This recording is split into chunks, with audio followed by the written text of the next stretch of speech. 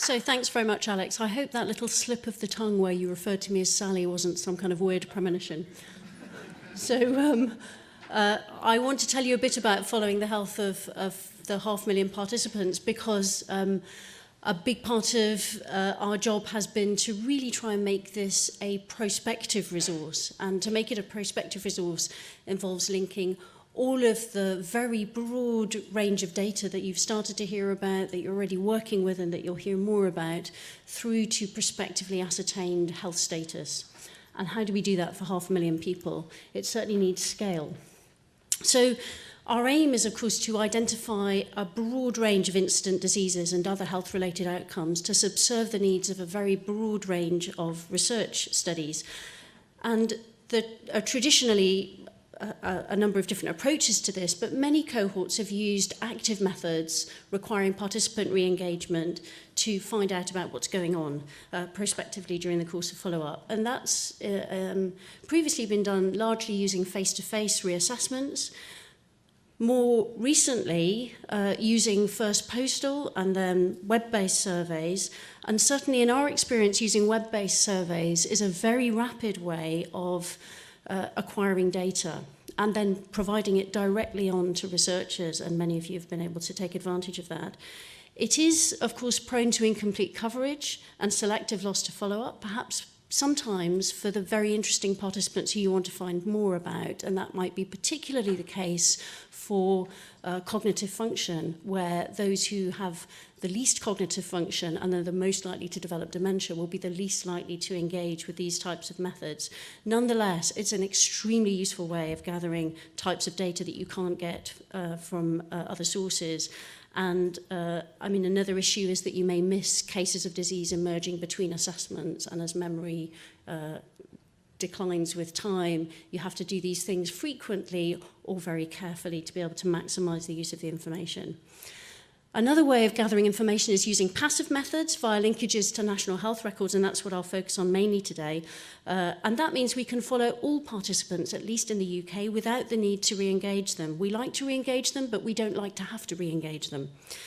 It should be efficient and cost-effective. It is relatively efficient and cost-effective, actually, compared with a lot of other data gathering exercises, but it's not nearly as efficient and cost-effective as it should be.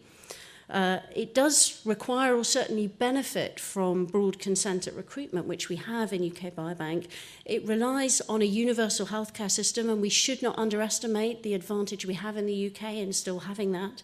And it requires the availability of relevant data sets, preferably at national scale, because that makes life very much easier. We can only detect cases of disease that are diagnosed in a healthcare setting using such methods, so that is an important limitation.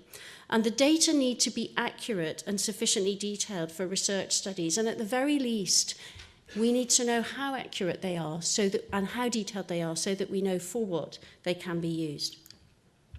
So just briefly to let you know a bit about the web questionnaires that we use during follow-up. We have email addresses on about 350,000 of our participants, and we use this as a method of recontacting them to gain information on, firstly, more detailed assessment of exposures, and increasingly to obtain information on outcomes that we can't ascertain through linkages to healthcare records. And each time we do one of these exercises, and this is work that's coordinated largely by Naomi Allen in Oxford, we get responses back from about 30 to 50% of individuals, and that does appear to be increasing over time, perhaps due to participant networking and knowledge of the fact that these questionnaires are out there, perhaps due to the use of reminders, and perhaps due to the use of better, more excitingly designed questionnaires that are more engaging for participants. So we've learned from all of these things. And these are the areas that we've been looking at with questionnaires. So we've done some early questionnaires on 24-hour dietary recall, which went very well and really paved the way for subsequent questionnaires on cognitive function, which will be repeated to track change over time, occupational history, mental health, and digestive health. And you can see the increase in completion rates from amongst those administered a questionnaire over time. And we are also planning a further round of questionnaires over the next few years, ascertaining pain, quality of life, functional status, and some other further exposure information as well.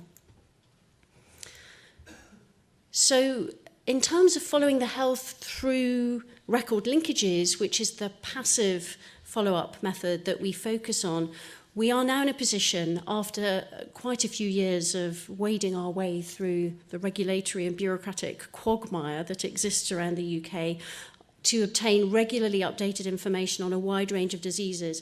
And we focused our efforts on data sets that will yield maximum information across the widest range of diseases. Not yet on disease-specific audits and registries, although those are very much on our radar for more detailed phenotyping. So mortality data comes in the form of death registrations, which is a mature system in all 3 countries where we have participants. And you can see we get large numbers of data very rapidly, and we update these about annually or so. Similarly, we have a mature cancer registration system around the country, and through the work of the National Cancer Intelligence Network and others, including academic groups, these data are becoming more and more detailed and yield more and more information about stage, grade of cancer, and so on, as well as the date and the diagnosis. And then we get information from hospital records as well through national systems.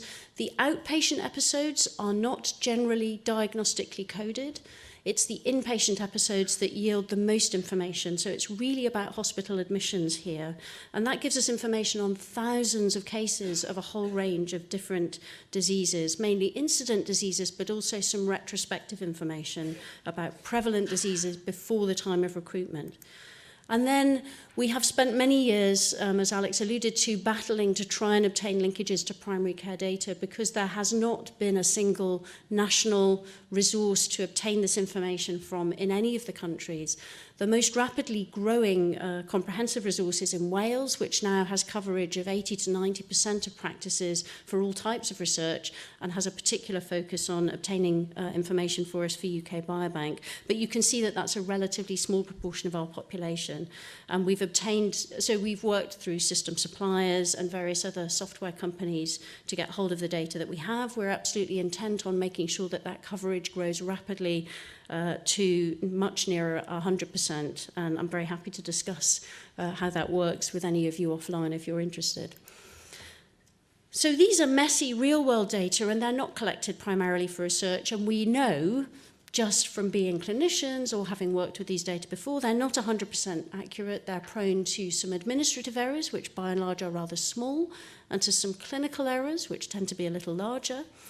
And they're mainly structured coded data sets. They use the International Classification of Diseases system, and in primary care data, a much more complicated coding system that's currently called READ and will map over into SNOMED in the near future.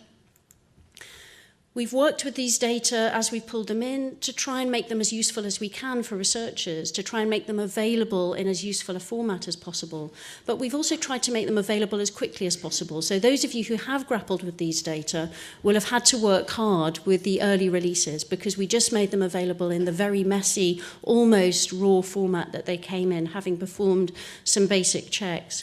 But we're trying to make them much more useful to create disease flags that combine the data in algorithmic ways that are intelligent and sensible and maximize accuracy for a range of research purposes. We will continue to provide them in messy or raw format as well, so that those of you who want to go it alone and share your results back with us can do so, and hopefully that way we'll grow the usefulness of the resource quicker.